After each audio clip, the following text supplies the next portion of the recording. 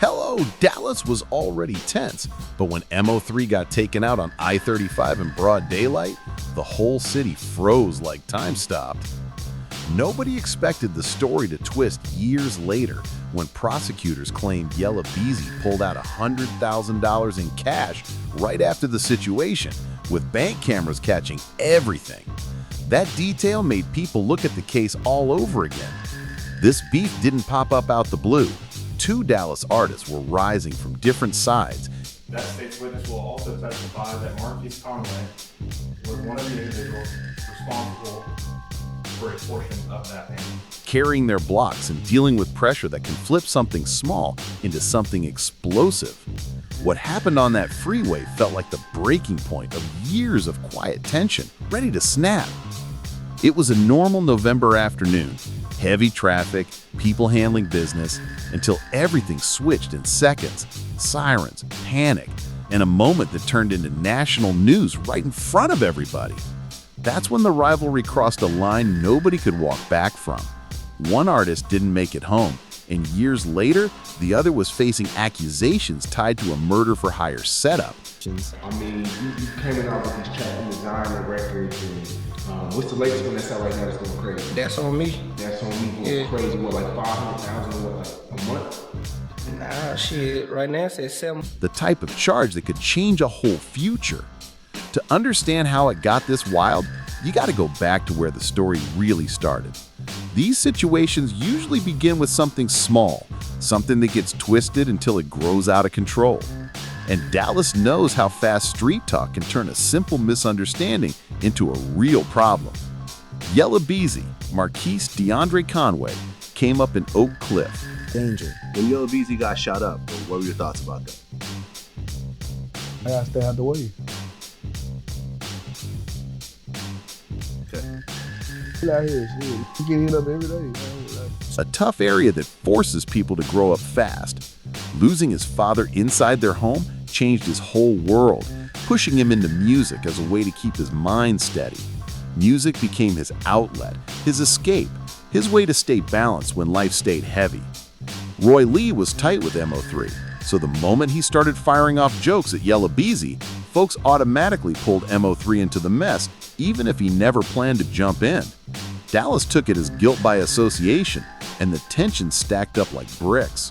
Things got even hotter after Roy Lee reportedly ran into Yella's crew at a club and ended up getting jumped. But instead of falling back, he kept dropping jokes that had the whole city watching. Then, everything flipped into tragedy. Late 2018, going into 2019, Roy Lee got hit in the leg during a shooting in North Dallas, and complications from blood clots later took his life, leaving the whole city hurting. Between them. Well, after we did the interview with you, I interviewed MO3. Who? MO3. I don't know who that is. Okay.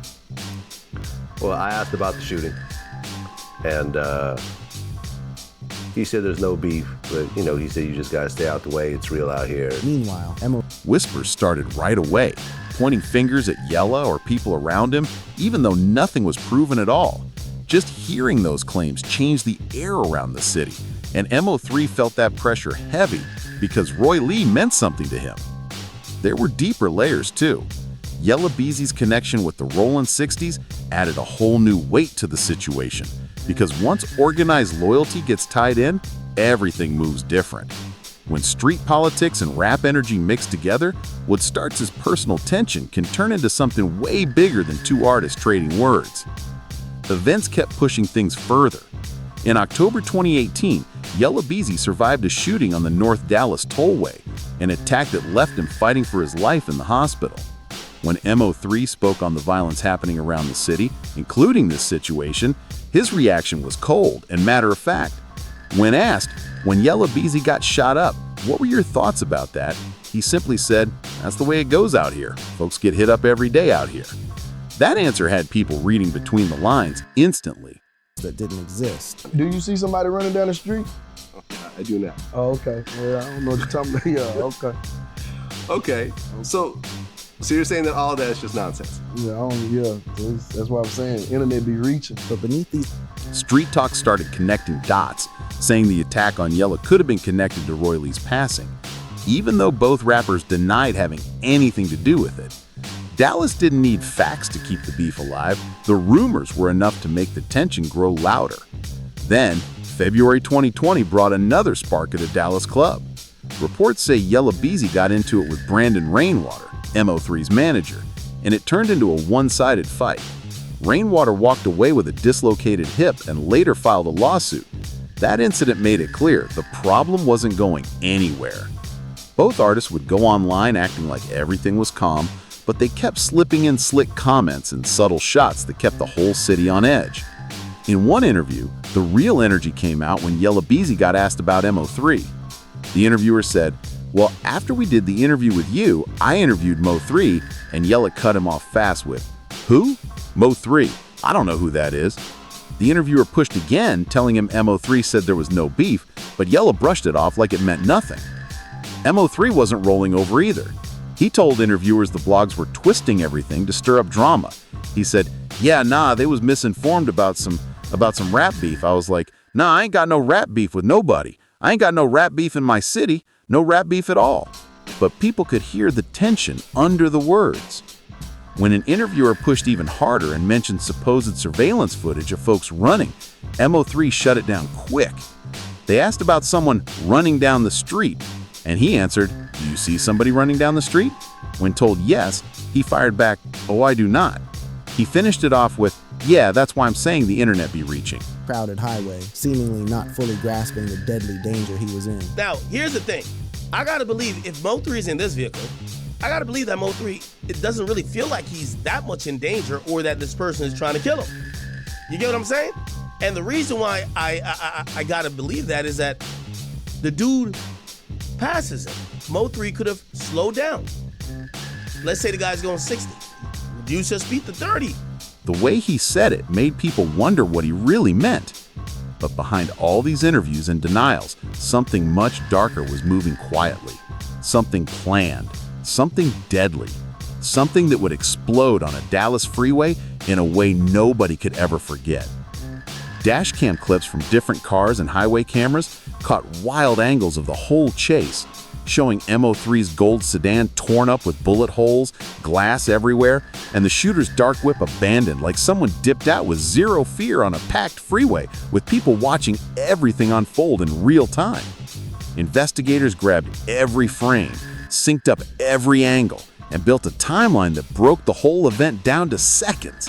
Every move on that freeway, every shot, every lane switch, every pause got locked into the official picture that pushed the case forward after years of dead ends. On the gas and kept pushing forward. I'm not having a standoff in the middle of the highway. I'm keep driving. I'm flooring it, right? I'm keep flooring this bitch, okay? But MO3 actually stops, but it appears MO3 must have been under the assumption, oh, this pussy nigga is playing with me. Maybe recognize the guy or recognize the car. And he's like, let me go get my chopper. The hit happening in broad daylight on a busy highway told investigators this wasn't random at all. It was bold, cold, and planned by someone who didn't care about cameras or witnesses. Whoever set this up wasn't hiding from nothing. They were focused only on finishing the job. Detectives eventually traced the triggerman to Kewan Dontrell White, a 22-year-old already on parole when everything went down. Once Dallas PD dropped the surveillance screenshots, folks in the streets started whispering, saying the dude in the pictures looked exactly like him. Those whispers turned into official tips, and cops moved in fast. White already had gun charges on his jacket, so when police scooped him in December 2020, nobody was shocked. Plot. That state's witness will also testify that Marcus Conway was one of the individuals responsible for a portion of that payment. The state's witness will also testify to the individual who received this payment. The state's witness will testify that Kewan White was, in fact, the individual who received this payment, who was originally indicted in State's Exhibit number 1. Forensics tied him to the car and the weapon used in the hit, and prosecutors painted him as the one hired to handle the dirty work for whoever wanted MO3 gone. He first faced murder charges, but later took a plea on gun charges, agreeing to 9 years while talking to prosecutors. His testimony flipped the entire case, especially when he pointed at someone way bigger. Another name floating around was Devin Brown. He was indicted right along with White and Yella Beezy back in 2020. His exact role stayed cloudy. Some thought he was the middleman, some thought he was just caught in the crossfire, but his name stayed on the paperwork, which kept the spotlight on him. But the biggest shock hit when investigators shifted toward the man they believed was behind everything, Yella Beezy, Marquise DeAndre Conway. Prosecutors said he was the one who set this whole thing up, calling it a murder for hire, tied to the long-running tension between him and MO3. The state has also had an opportunity to review bank records of the defendant, Marquise Conway. These records would show that the defendant drew $40,000 in the days following the murder of Melvin Noble. And for the record, that was a cash withdrawal. These records would correspond to the exact amount which the state's witness would testify to. At the heart of The investigation took years because detectives needed time to dig through ballistics, witness statements, missing pieces, and hesitation from people in the community who didn't want to talk. The case even froze for a while until White started cooperating, and informants whispered about a bag supposedly placed on MO3 as retaliation. Those whispers matched real evidence, and suddenly, everything heated up again. From 2020 to 2025, the investigation dragged through delays, missing records, people backing out, fading memories, and the struggle to prove a setup without a paper trail. Prosecutors stacked what they could slowly: surveillance timelines, phone hits, witness statements, ballistics, piece by piece. Those freeway clips became the backbone of the case, but the most explosive detail came from financial records. Prosecutors said Yella Beezy pulled out $40,000 in cash right after the murder, and they believed the timing wasn't a coincidence. Defense claimed it was a normal withdrawal, but prosecutors said the timing screamed suspicion. Phone records added another layer. Data allegedly showed calls and tower hits linking Yella Beezy and White before and after the hit. None of it was a perfect smoking gun, but stacked together, it painted a picture that prosecutors wanted the jury to see clearly. By March 2025, a Dallas County grand jury hit Yella Beezy with capital murder for hire. Devin Brown got hit with conspiracy charges, making the case even heavier. The trials got pushed back again and again. First, April 2025, then all the way to these new dates. Devin Brown's trial, November 2025. Yella Beezy's trial, February 2nd, 2026. And the courtroom battles were just getting started. When Beezy first got booked, the judge set bond at a massive $2 million. Prosecutors argued he had big money and might try to run. But everything changed on March 27, 2025, when the defense said he had strong community ties and no violent record. The judge shocked everybody by dropping bond down to $750,000. During that same hearing, prosecutors came with heavy heat, dropping some of their wildest reveals yet, key details they planned to put in front of the jury, including the identity of the witness they said could tie every loose end together. A state attorney stood up calm but cold, saying with full confidence, "A state's witness will testify that Marquise Conway was one of the individuals responsible for a portion of that payment. A state's witness will testify that Kewan White was the individual who received this payment." That line shook the courtroom like a thunderclap because it pointed straight at the money trail, the heart of the whole case. Prosecutors told the judge they had gone deep into Conway's bank records, and what they found wasn't small. It was the type of detail that could flip a whole trial. The attorney said these records would show that the defendant drew $40,000 in the days following the murder of Melvin Noble, and for the record, that was a cash withdrawal. They claimed that amount lined up exactly with what their key witness said White got paid. It wasn't rumor, it was paperwork, timestamps and bank logs that could land heavy in front of a jury.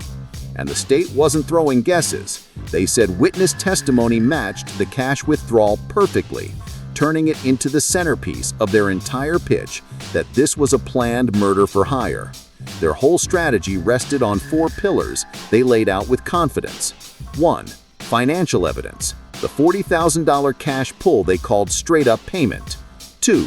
Witness testimony, someone ready to testify who paid who and why. 3. Phone and location data, signals and calls tying Conway and White close to the timeline. 4. Street history, years of tension feeding motive.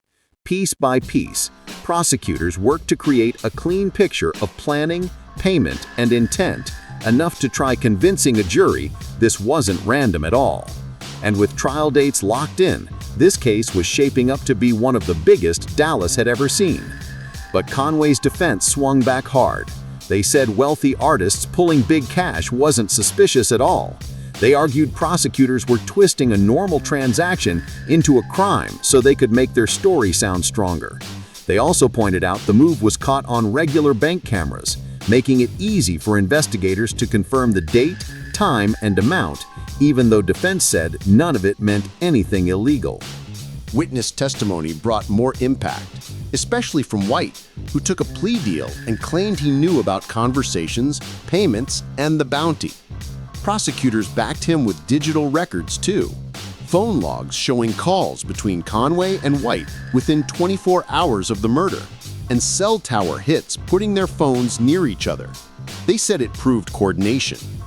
But Conway's defense ripped into White's credibility, saying he had every reason to say whatever helped him get less time. They told the court the state was relying on someone with a criminal past and an incentive to flip, not on hard evidence like messages or recordings. Industry voice Whack 100 even broke it down publicly, saying the story didn't add up. When asked about Beezy pulling out $40K, he said, "Yeah, he pulled out $40K. And I'm thinking, like, that's not really that uncommon for someone like Beezy." He even added, "I pulled out $70K once just to buy a watch. It happens. When you got money in your account, it's normal." Then came the line that had the internet buzzing. "But guess what? You could have provided a receipt for the watch, right?"